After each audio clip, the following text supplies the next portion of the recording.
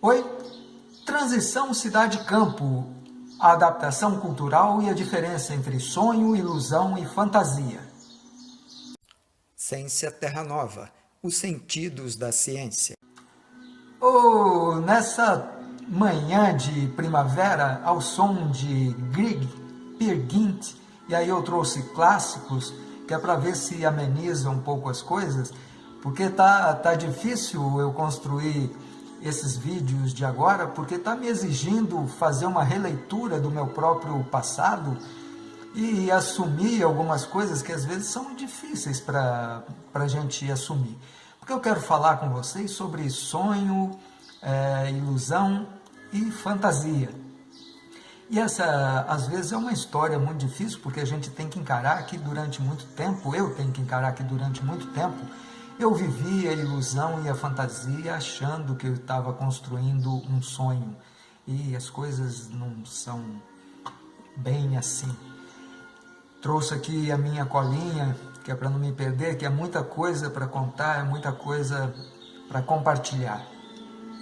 Primeira coisa que a gente tem que entender, aí você tem o seu sonho, acalenta um sonho de ir morar no interior, uma vida na roça, uma vida mais tranquila, você quer ir morar numa ecovila, você quer ir trabalhar numa cidade menor de interior para ter mais qualidade de vida, ótimo.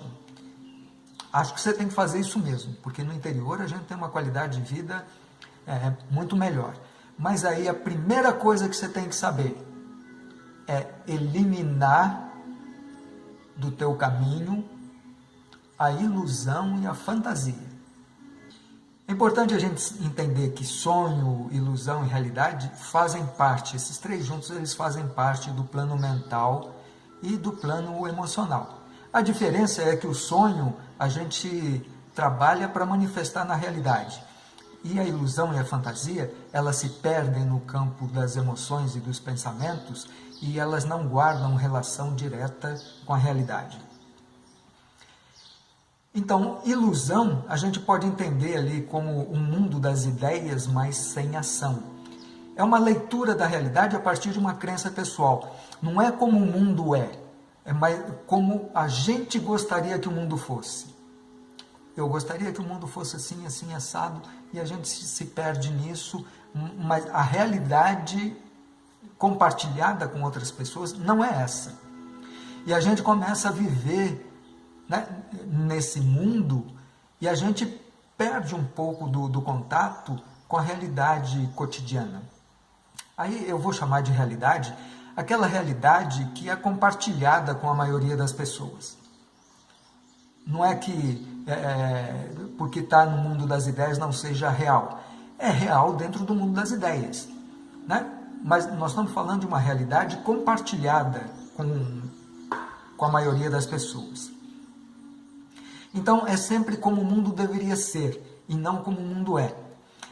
A gente acredita que a realidade vai se moldar, né, às nossas expectativas. Pô, a gente tem um coração tão bom, né? A gente tem tanto conhecimento, pô, eu estudei tanto.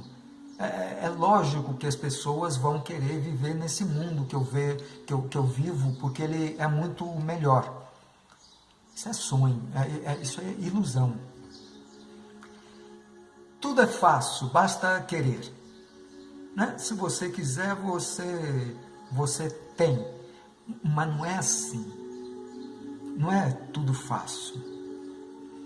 A gente sonha em modificar a realidade, mas a gente não age para modificar a realidade. A gente quer que as pessoas abram mão daquela vida que elas têm, porque elas estão vivendo a violência, porque elas estão vivendo num mundo muito estressante, porque cidade grande é muito estressante, e elas têm que abrir mão disso para vir vivendo uma vida idílica. Não é assim, as pessoas não vão fazer essa transição dessa maneira, né, para ir viver num mundo que só existe na nossa cabeça. Não é assim que funciona a coisa. Então, tem alguns indicativos aí de que a gente está vivendo na ilusão. Quando a gente começa a falar, ou acreditar, ou ouvir outras pessoas dizendo, custa pouco, é fácil, pô, é só fazer. Pô, mas não acredito, tanta terra e ninguém planta. Pô, esse povo não quer saber mesmo de fazer as coisas. Ou então, fazer horta é fácil. Essa é legal, fazer horta é fácil. Vou contar algumas coisas. Já contei que na década de 80 eu larguei a cidade grande, fazia biologia na Unicamp e fui morar numa comunidade alternativa, uma comunidade rural no sul de Minas Gerais, em São Tomé das Letras. Eventualmente eu conto como é que foi essa história toda, que é bem interessante, mas eu fui morar com um punhado de gente que vinha da cidade grande também, e na nossa cabeça a gente estava em busca de alternativas. E as leituras que a gente fazia, a gente começou a perceber a existência de um mundo muito legal e que a gente queria viver nele. Mas livros de espiritualidade, né? Um que a gente lia muito era o Rajneesh. E aí apresentava para a gente possibilidades espirituais, muito legais, e a gente meditava, e a gente queria viver aquilo, né? Mas ao mesmo tempo tinha que comer. E aí então vamos fazer horta. A gente já sabia fazer horta na leitura, né? A gente sabia fazer horta e tudo mais, que horta é fácil, então vamos fazer horta, vamos fazer horta.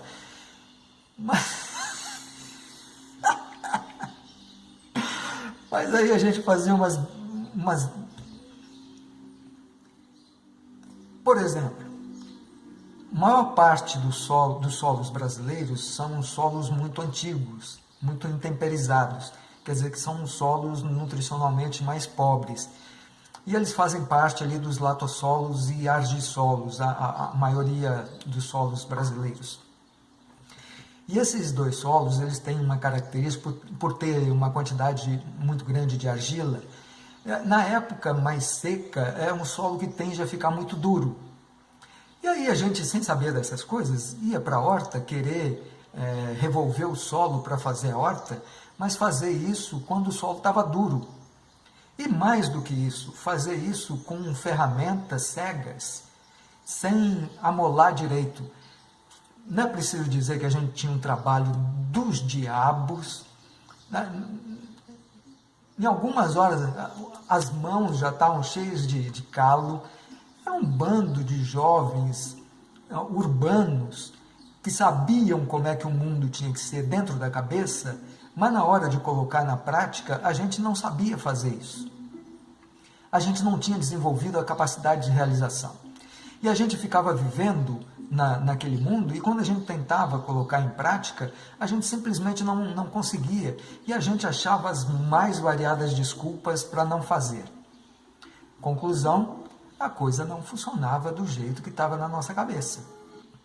Simples assim, as coisas não funcionavam como a gente achava que elas deviam estar funcionando. Com o tempo, eu fui aprendendo assim, eu posso utilizar aquilo que eu conheço, aquilo que eu sei fazer para ganhar dinheiro, né? E aí eu contrato gente do lugar que sabe, está acostumada a fazer isso. Durante um período eu fiz isso. Fui trabalhar com artesanato, a gente vendia bem naquela época, bem o bastante para contratar 2 pessoas, pagando salário mínimo na roça. Era um feito. Para eles fazerem um serviço pesado, porque eles estavam acostumados com aquela história. Então era uma maneira também de fazer circular a riqueza no lugar, porque aí aquilo que a gente vendia, a gente repassava para a gente do lugar através do salário. E tinha o retorno. E a gente resolveu plantar um capão de milho. Colhemos o milho. Aí, fazendo as contas, a gente descobriu também que só o transporte desse milho, a gente pagaria de carreto metade do valor que a gente conseguiria se vendesse esse milho. Estava certo em um certo ponto de trabalhar, receber o dinheiro e pagar as pessoas, mas estava completamente errado na hora de fazer as escolhas do que plantar, quando plantar, né? A forma, onde plantar, estava tudo errado as coisas. Tem um outro lado que é a fantasia Essa é ainda mais complicada, porque a fantasia ela está também no mundo das emoções, mas sem a ação. É viver um sonho, né, completamente descolado da realidade. As coisas assim, tudo é lindo, nós somos lindos, a vida é linda, nós somos seres especiais, nós somos escolhidos. Porra, tem um monte disso, um monte. A gente se perde nessas besteiras, acreditando que a gente é especial, que a gente sabe tudo, que a gente vai dar conta, né? Que as pessoas deveriam reverenciar a nossa presença no planeta.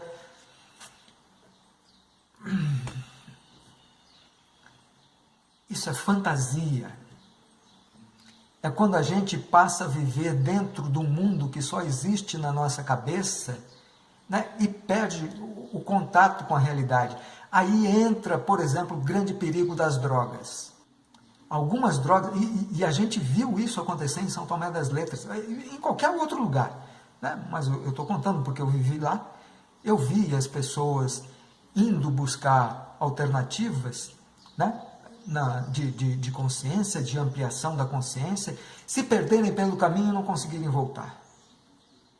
Para essas coisas todas. E aí vou terminando. A gente tinha lá em São Tomé, depois de um tempo que a gente foi aprendendo sobre essas coisas, mas a gente ainda via chegar o pessoal, eu sou místico, eu vim, porque é tudo muito fácil, é só horta, é só plantar, não sei o quê. Aí a gente tinha uma vivência, a gente propunha uma vivência para essas pessoas. Chamava Vivência da Enxada Mística. É fácil? É fácil. Então toma aqui a enxada, vamos ver se é fácil. E há pouco tempo atrás, eu vou contar a história, não vou contar do amigo que esteve aqui com a gente. E o amigo, se vê isso, vai saber que é ele, mas não leve a mal, é só contar a história. Tivemos recentemente um amigo aqui em casa que um momento chegou e, mas eu já estou aqui, tem um tempo, eu podia estar plantando um pouco da minha comida, fazer horta é fácil. Então, ok. Já contei que o Miguel é o braço direito aqui, ele vem a cada 15 dias. E aí, com o Miguel, chegou um dia, então, quer fazer horta? Vamos fazer o canteiro. E durante aquele dia, a gente pegou pá, enxada, picareta e fomos trabalhar o terreno para fazer a horta. Filho, eu nunca tomei tanto suco de...